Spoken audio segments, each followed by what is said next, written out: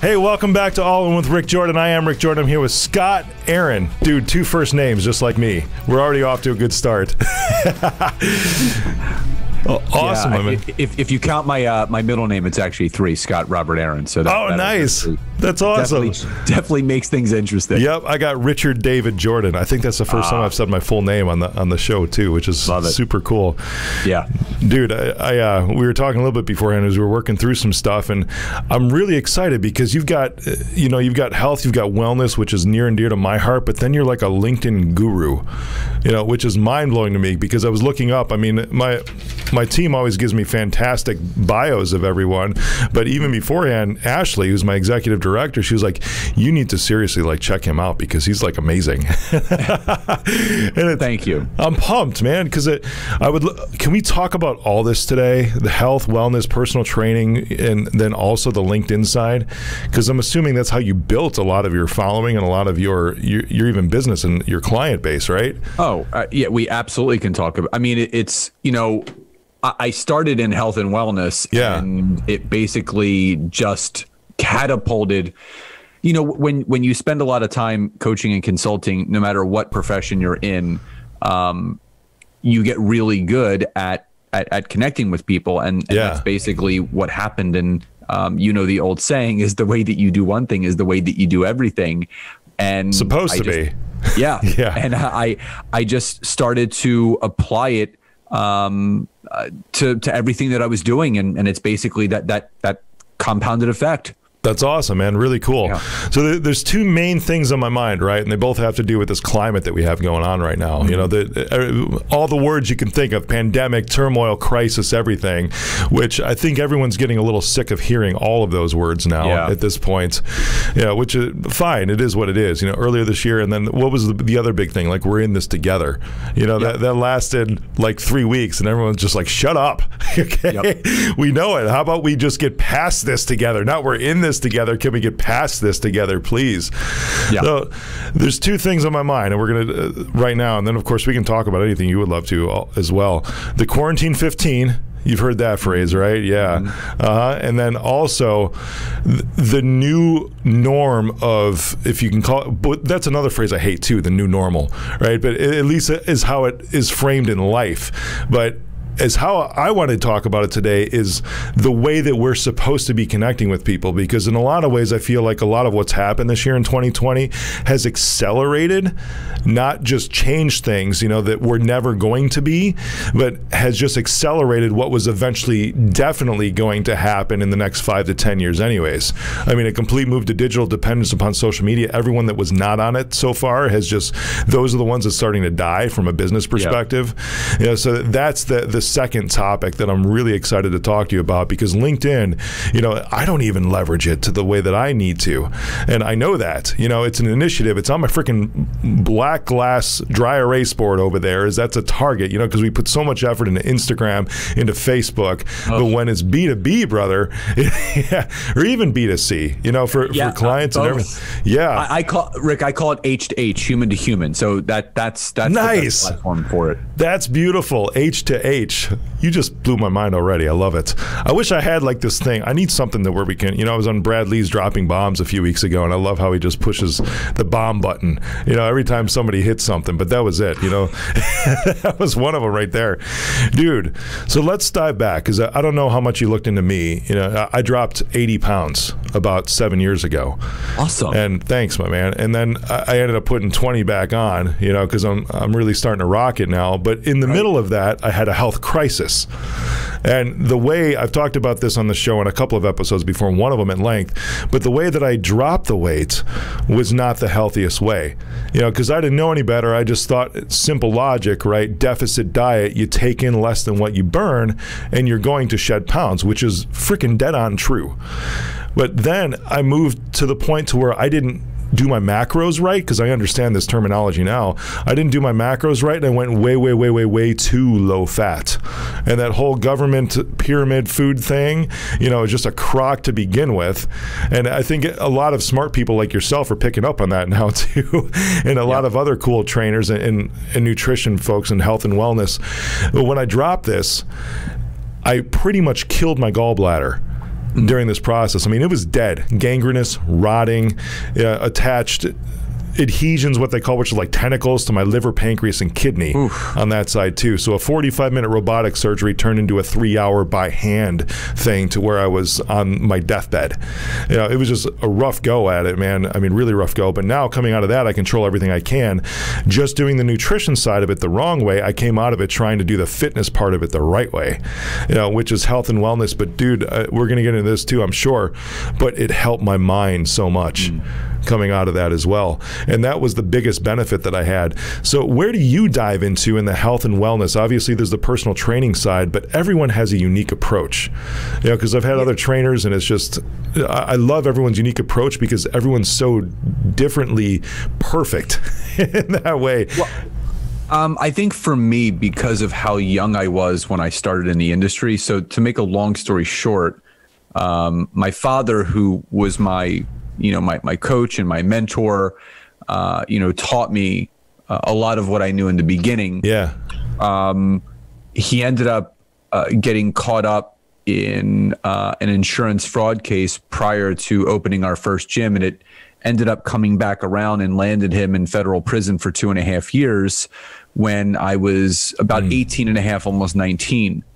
And, it happened at the perfect age because I was still in the learning and growing phase of childhood. Yeah, yeah. And I made it my goal to learn everything I could as I was running the gym. I mean, the keys were turned over to me as a teenager. I was a sophomore in college at Temple University, and I had to figure things out. And the best way that you learn how to do something is on the fly. Right on. The things that I learned in business, can't learn that in economics, can't learn that in sociology, can't learn it in macro or microeconomics. You have to learn it. Entrepreneurship can't be taught. Entrepreneurship is learned. Dude, they try. You can major in that now in college. But when you do it, it's a whole different ball game. For sure. I fell in love with it. I got certified as a sports nutritionist, group fitness instructor, and personal trainer in the 2.5 years my father was gone. I 3x'd, almost 4x'd the membership base while he was away. Nice. We opened up a second location when he came back, sold both gyms for $1 million a year later. So at 24, became a millionaire. And then a year after that, we opened up our third and final gym. And by the time we opened up our third gym in 2004, 2005, the industry was completely changed. And that's the crazy thing. Our first gym we opened in 1997, 1998. In only 7 years, the industry was flipped upside down with the advent of social media. Yeah. With the advent of the internet and really how high-powered it was. But the gym model changed. We were a family-owned neighborhood gym, and then you had the Planet Fitnesses, you had the Snap Fitnesses, you had the 24-Hour Fitnesses, the LA Fitnesses. These huge conglomerates swallowed up all of these family-owned gyms. Yeah. We did everything we could to hang on. We had that gym for about 12 years. I ended up taking it over myself. I ended up carrying about $1.5 million of liability debt due to my parents' background and everything that happened before. I was the only one that had credit left. So the gym was literally on my shoulders and financially. And I had to work through a lot. There was a lot of ups and downs. There was a couple divorces along the way. I became a father in the process, met the woman of my dreams after going through all that, got remarried. Life is just amazing now because I had to kind of grow through all of those processes. And it really culminated when I myself started to grow an online business in 2013. And this is where the needle shifted for me because conceptually, people don't understand the power of the internet. They don't understand the power of online. And again, I just watched a documentary with my wife 2 times now called The Social Dilemma. I don't know if you've seen it yet. No, I haven't.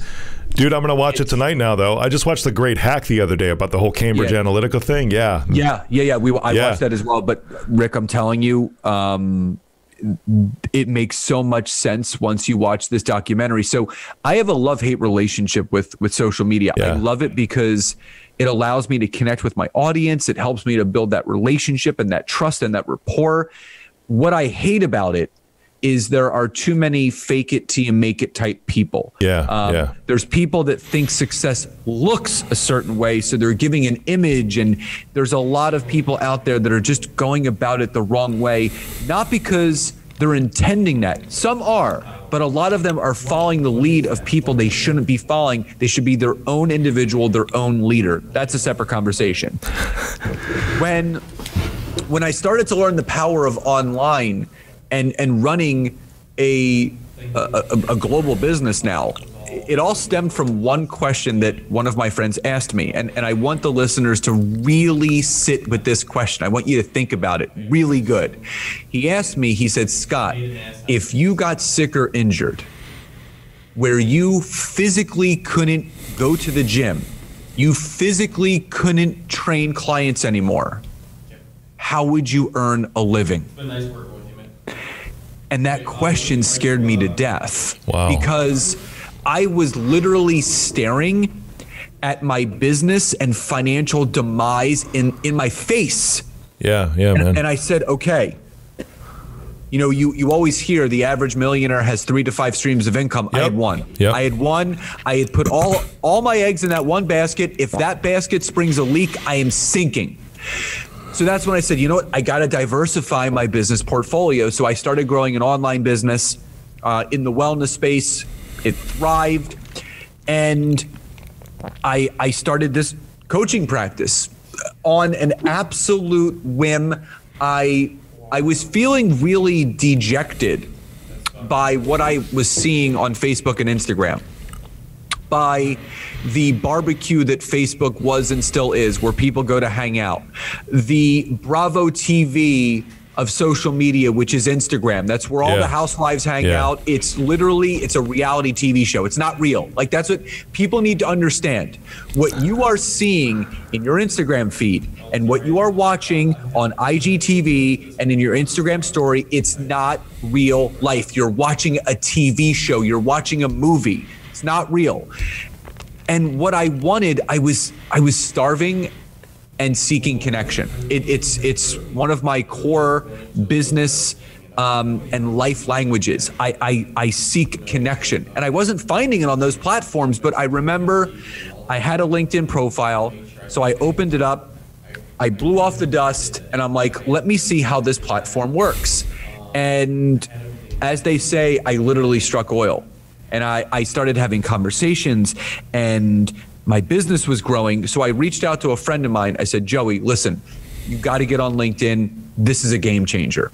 And he got on there, and I said, do A, B, and C of whatever I knew at the time, 5 years ago.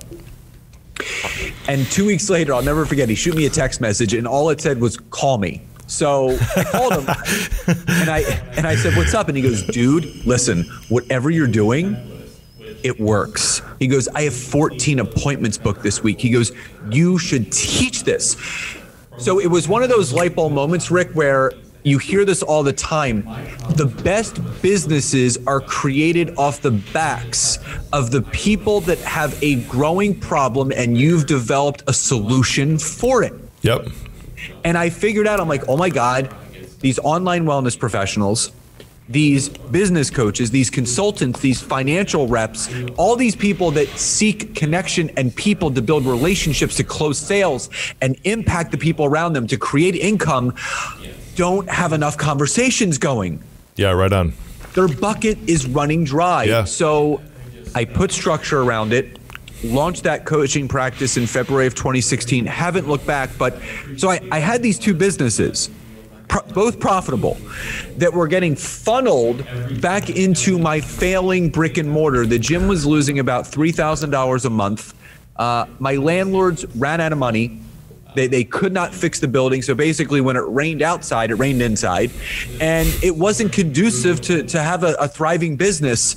So I was sitting with my attorney, and he said, you got two options. Option A, You continue to funnel the profits of your 2 successful businesses into your failing one, or option B, you file for Chapter 7 personal bankruptcy, because we discovered that I was the personal guarantor of the lease of the gym, and I was in year 2 of year 5, which meant I was personally liable for $450,000 worth of equity in this gym.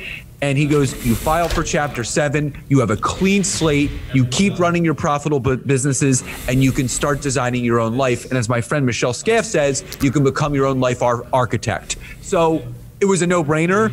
Signed the papers, July 1st of 2016, filed for bankruptcy, closed the gym 30 days later, and I haven't looked back since. And no, bankruptcy has not stopped me from doing anything. I've bought 2 cars, we've bought our dream home, and we're living life on our own terms. And again, I'm 3 years away from it actually disappearing from my credit report, but nothing has stopped me.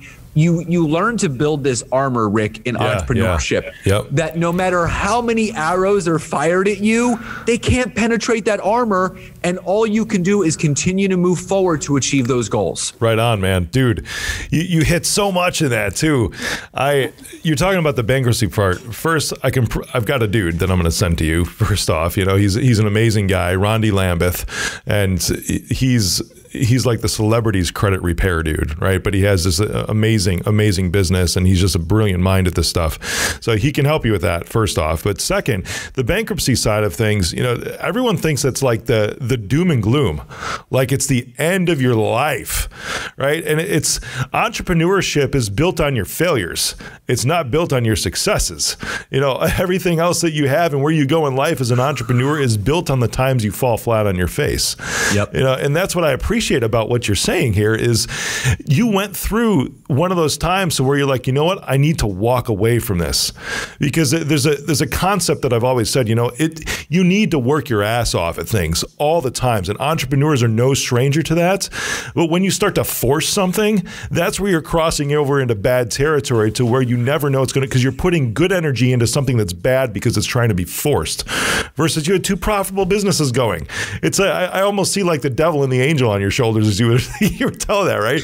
Because that was your family gig, right? How did you feel in that moment? That's where my mind goes. It's like, that was your family hand-me-down business, whatever. But how did you feel during those years when you're this isn't working? Family businesses, and it's no fault to anyone. My dad did the best he could with the skills that he had. He's great at sales. He's a great personal trainer. He just, certain aspects of business, he wasn't skilled at, and he tried to do everything. And I learned a lot from his mistakes, and I turned his mistakes into my successes. And I don't wish it to be. And someone asked me a few months ago when I was on a podcast, they said, Scott, if you can go back in time and change things, would you? And I said, absolutely not. I said, that's the Back to the Future theory. Yeah. And they said, well, what do you mean? I said, have you ever seen Back to the Future? And they're like, yeah, of course. I said, what happened when Marty went back in time? I said, what was happening to that picture the more that he was changing the timeline of his life? His sister started to disappear. His brother started to disappear. He started to disappear until his parents had that first kiss. If I would go back in time and change anything, I wouldn't be on this podcast today. This is part of my journey. Yeah. And again, people end up focusing too much on what's happened to me instead of what's happened for me. But I clearly remember. So I filed in July, and in October was the final hearing where the papers got signed off by the Philadelphia courthouse district. And I remember signing the papers, having the exit interview, and my lawyer put my arm around me and he goes, "You're free." Dude. Go build. And it's so, I talk to my financial advisor every quarter. We always have a quarterly catch up just to kind of, see where things are, what investments we need to make. And he goes, Scott, and I just released a 4th book, and we just had a call the other day, and he goes, dude, I just got to tell you, he goes, I am so inspired by you. He goes, everything that you've been through, he goes, you're always leveling up. You're always stepping up to something. He goes, every time I talk to you, you're launching something new. You got a new business going. He goes, it is so inspiring to see you thriving because he was with me through all of it, you know, where I had to take money out of a retirement fund to give to the landlord. And I was in some really bad spots, but it never stopped me. You know, the only way you fail is if you quit. And I wasn't about to do that. I was, you know, your failures open the doors to your successes, not the other way around. You got to learn to fail first in order to learn how to succeed. So I'm still seeking failure all the time, because the more I seek it, the more I fail, the more I'm going to succeed after it. Right on, brother. In sales, we always say, hey, you know what? Try to get to a no as fast as you possibly can. Go for No is one of my favorite books. Andrea Waltz and Richard Fenton. Andrea's become a good friend of mine over the years. That's awesome. That book taught me so much. For sure, man. And it's not even just in sales though, but yeah, it taught you so much because it can be applied to everywhere in life. You know, just like that, it's like, you know, when your attorney is presenting you with two choices and saying this one over here, the no, right? The actual no, if you're going to go for that no, is going to give you freedom, because now you're not wasting energy going into that side anymore. If it's a prospect, you're not wasting time going after someone who's not ready to buy or never will buy. They won't make the decision. Maybe this, whatever the reason is. If you're trying to chase the yes all the time, you know, the only way that ever worked out for me was my wife, right? That's it. I chased her for 15 months, man.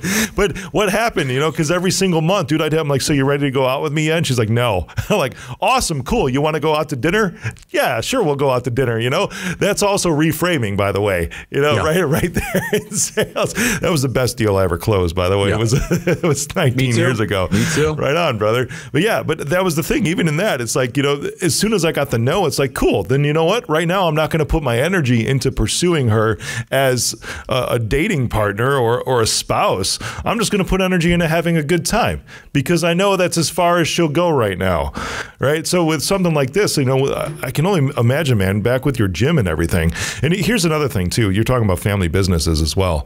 That's something, because I mean, I've got several businesses, a couple of streams of income. And like you said, the average millionaire has 3 to 5 streams of income coming in. So you're never going to get to that point just by having one gig, period. It's impossible, because you can't scale that. You actually almost need those other components to it. And sometimes they're interrelated, sometimes they're not. But you need those other components to actually fuel everything else you're doing, because you can learn faster, because you have 5 other things to fail at now too. You know, I love that, man. But dude, I appreciate our conversation a lot today, because I'm sure there's a lot coming through this thing, right? As we're trying to move on, like we started the conversation, thinking, man, everything just sucks right now. You know, if you're a business owner, or maybe you inherited a family business, because my kids, I have 3 kids, and 2 are 13, they're twins, and my youngest is 10. I've never wanted to put that pressure on them of this being a family business. I've never structured it that way. And now my oldest 2 have actually come and done some work because they've wanted to. You know, like my oldest son has gone filming with me in the new movie that I have that's coming out here in a couple weeks. My daughter, she talks about starting, ever since she was 5, she wanted to open up like a shake and waffle shop. And now all of a sudden it's like cupcakes. It's something having to do with food. And I'm able to invest in that because that's her dream. But she pulls off of what I do and sees what I do, never having the pressure to think, oh, somebody's going to have to take that over at some point. Yeah. You know, but I feel you, man, because I would never want that on my kids. That's why I asked, how do you feel? You know, if they see something going on, it's like, well, nothing else is going on now. Because, dude, the average small business owner makes, like, take home $59,000 a year. That's it. Rick, I bought my job. That's basically what it was. Right on. I was the first one there, the last one to leave, and the last one to get paid. That's it. I mean, I had to go all in with personal training, and I was really good at it, and I succeeded at it. I was a 6-figure personal trainer, which people hear, they're like, oh, that's great. No, that meant I had no time, because I was trading time for money. So I literally was working about 75 to 80 hours a week. Right so on. I had no life. I was there at 5, trained straight through till 8 or 9 o'clock at night, went home, ate, went to bed, and did it all over again the next day. It wasn't life. I finally, in the last 4 or 5 years, started living like I can't. And, you know, I just turned 41 in April, and, you know, my son, he's going to be 8 in a couple weeks. And I can't express how thankful and grateful I really am to be living the life that I am right now, because it's completely different. And I look back where I was just 4 or 5 years ago when I still had the gym, and people hear that, and it's the truth. So much can happen in such little time when you actually want something to happen. And that was it, Rick. I had a vision. I had clarity. I knew what I wanted. I knew what I wanted my life to look like. Yeah. And once you paint that picture, all you got to do is go after it. Right on, man. So for those years, what was in your mind, when you had the family business going that kind of fell on your shoulders? What was your thought process? And because you held on to it for a long time, man, what was the thought process? It was I just have to make this thing work, because this was my dad's deal, or what was that? What was the emotional situation? It was just that. When you go through the ups and downs, you hit the pinnacle of business, selling a business for $1 million. That's amazing. And then 5 years later, being $1.5 million in the hole with the same industry, you're like, what the hell happened? And the industry changed, and I always found, and that was the thing, I always found a way. If the gym wasn't making money to pay me, I went harder with my personal training. If the personal training wasn't enough, I started a boot camp. I used to actually have a business within the gym. I would meet clients at the market, and I would walk around with them and show them how to go food shopping, and they would pay me $60 or $70 for the hour to do that. So I was a hustler. I always found ways to make money, but it wasn't until this was the biggest aha moment. I started this online wellness business in May of 2013.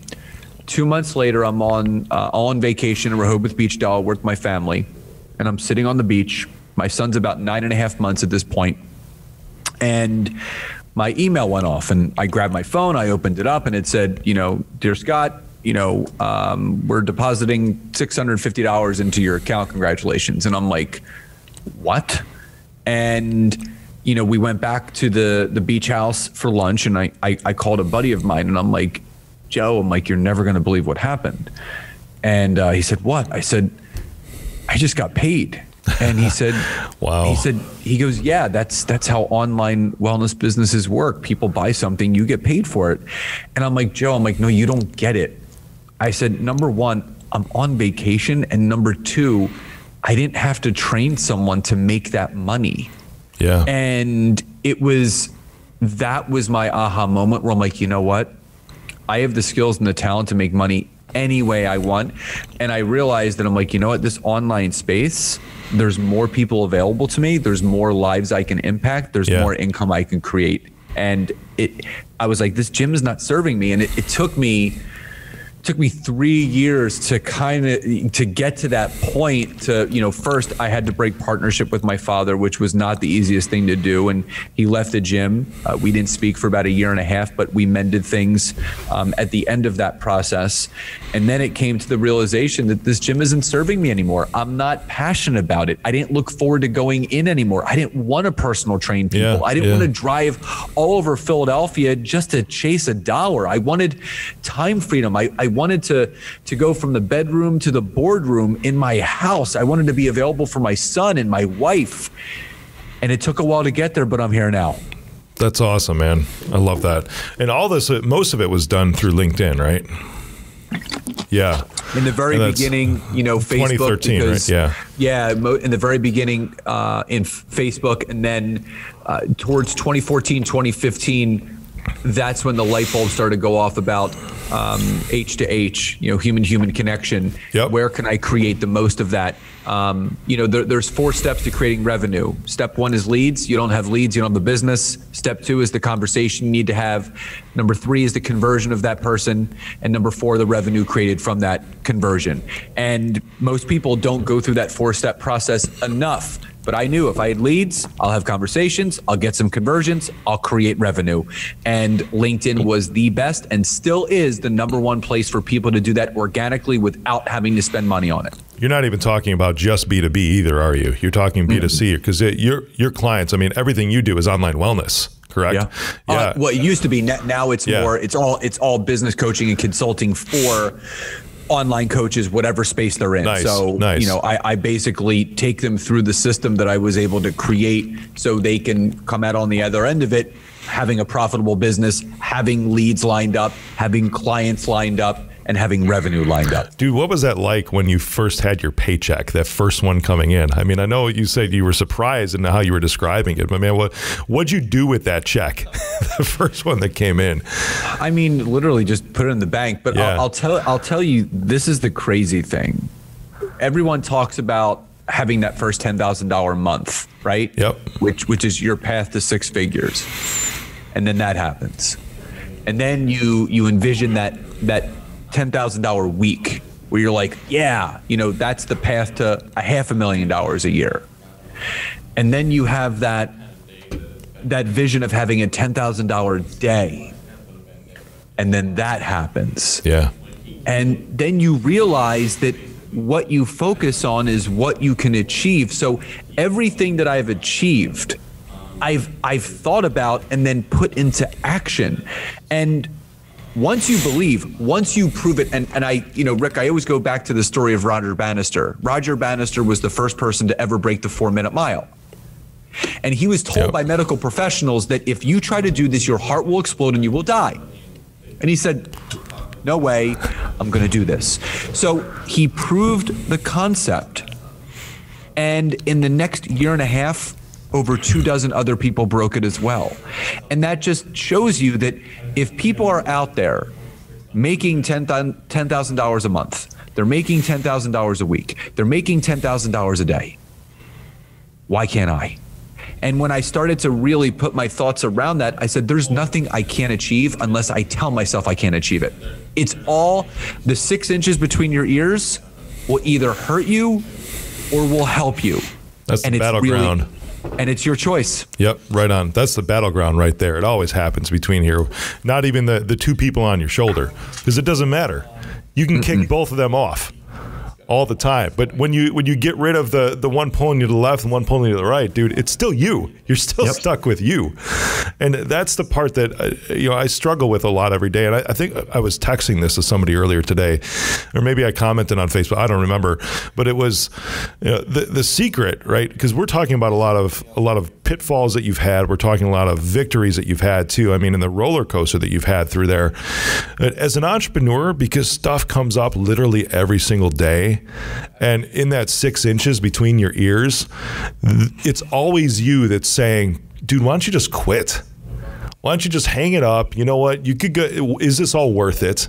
And I understand why a lot of small businesses, when they're, like you said, you bought your job, when they're only making that $59,000 a year in personal income, even though they might have $1 million, $2 million business, because their expenses are out of control, they have too many people there, they're inefficient, whatever it is, or, it's raining inside when it's raining outside, just like with your gym, man.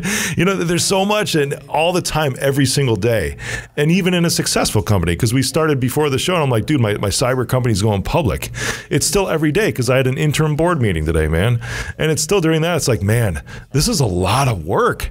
Every bit of this is, and we're talking about acquisitions, we're talking about new services, we're talking about how to structure the C-level team going forward, because I've got a dude on my board who's on the board of eXp Realty, which broke $1 billion in revenue this year. Their valuation is $2.5 billion. So this guy knows, and he's starting to put all this checklist in front of me. I'm like, oh my God, what did I get myself into? Is it time to just turn around and run? Or is this literally everything that I can go after? Because even this, man, even going public and building this huge company is really just another tool. It's really to just set up the next phase of my life, which I don't even know exactly what it is yet. But I always know it's like the thing that I'm doing right now is never going to be my last. Even when I move into retirement, whatever it is, any point along that, I'm sure there's going to be another 100,872 times that I'm going to want to say, you know what? I'm done. I'm just done. Then you know what I'm going to do? I'm going to get my ass up the next morning. I'm going to work out. I'm going to head in the office, or I'm going to go make another movie. I'm going to go save somebody's butt when it comes to cybersecurity. I'm going to go to the White House again like I was 3 weeks ago. And then there's always that one person that comes up, or one situation that comes up literally every day that says, you know what? I appreciate what you do. You just saved my hide. Or something happens to where you see the impact of what you're doing in somebody's life or somebody's business. You're like, I was just kidding earlier. I don't want to quit. But then the next day happens all over again. Yeah. Now that's something that is, I think, for entrepreneurs like you and I, that everybody who's listening needs to understand that part is never going to go away. And I also hope to God that it doesn't, because every single time I want to quit, I also know that there's going to be something that's there to justify why I don't. And that's what I live for, man. Yeah, as Peter Parker's grandfather said to him, with great power comes great responsibility. Yeah. And, Rick, the big thing for me is why I'm so blessed. I don't consider what I do work. I don't consider it a job. Dude, it's life. I get to do it. I get to do what I love every single day. And you know what? It fires me up. I climb into bed every single night. I write in my gratitude journal. I put on a guided meditation when I go to sleep. And I always smile right before I go to bed, because life can always get better, and it's always going to get better. But I love my life so much. I love what I do. I love what I get to do. And I love the people that I get to help. Dude, that's amazing. I know we're coming close to time here too, man, because I don't want to go over for you, but we didn't get too much into the LinkedIn side, but I think what took place today is something that was needed. And also in something like this too, I mean, this is why I do this show too, man, because I love meeting amazing guys like you, Scott, and thank you. Whoever's listening today is going to be lifted up by this, and they're going to resonate with something that you and I said. And it's going to be, wow, that is me right now, or that is me like a year ago, and I'm still stuck in that spot. Maybe it's okay to file bankruptcy. Maybe it's okay to let a family business go. I can't tell you, because I share my story often. I'm on 2 to 3 podcasts a week, and the messages I get, thank you, Scott. I've been contemplating bankruptcy. Yeah, man. I was scared of it. You gave me permission to lean into it, and it's not as scary as I thought it was going to be. Yeah. Thank you. And that's the thing. What people don't understand is your vulnerabilities, those vulnerable parts of your life and your story that in your head, you're afraid to share them because of the fear of judgment of what people may think. But in your heart, you know that if I say this, it's going to help someone. Yep. It's those vulnerabilities that are your superpowers. Every single person has a vulnerability that is their superpower that could help more people. You just have to lean in and not fear the thoughts and opinions of others, because that does not have to become who you are. You're always going to be who you are, but you have to show up truthful. You have to show up genuine and authentic every day. I mean, literally, that's the way that you need to lean into life. That's beautiful, man. And since you're the LinkedIn guru, I do want to point everybody to you also. I see your website is scottaaron.net, but even more importantly, it's Scott Aaron Coach on LinkedIn, right? So you could, Scott Aaron Coach on LinkedIn, and on Instagram at Scott Aaron LinkedIn as well. That's beautiful, man. You've got programs too, right, to help people, because you coach on this. Yeah, I do. Yeah. I have a done for you. I have a done with you, and then I do some corporate group training. So I work with a lot of financial institutions around the world, teaching some of their sales professionals. So I've gotten into that. So if someone has a sales team, a sales force, and you're looking to organically leverage the platform, and you guys want to close more sales, I can show you how to do it in a very authentic and genuine way that takes 15 minutes a day. That's awesome, man. I love it. I think I might hit you up too. I mean, my team does really, really well for me, man. And well, you see the content. We both put out a ton of content. Yeah, you know, but the conversations, I guess that's one part that I miss now, you know, because you get to the point to where you get on, I mean, even a podcast is a platform. A podcast is a stage. That's what my friend Pete Vargas calls it. You know, everything's a stage that he goes after in his speaking program that he talks about. But he has always said too that there's almost like a disconnect. So you have to try to keep that personal, human to human, as you say, conversation going, because that's the only way you're going to close business. No matter how big you get, no matter how big your company gets, you still have to keep your toe in the water. You can't lose sight of where you were and where you are, because there's always a next level. And still to this day, the number one business building tool that we all have access to is in our back pocket, and it's our ability to genuinely and authentically create human connection with someone else. I love it, man. That's awesome. Hey, before this publishes too, everyone look for an Instagram live from both Scott and I, because we're going to have some fun on there. I love doing those, man. A lot of those end up turning into podcasts of their own sometimes when they get away from me. But cool, brother. Thanks for being on, man. Yeah, Rick, just really grateful for you and love the conversation. And, you know, I love what you're doing. And thanks, you know, I just appreciate you and having me on the show today. All right. We'll catch you later, man. See ya.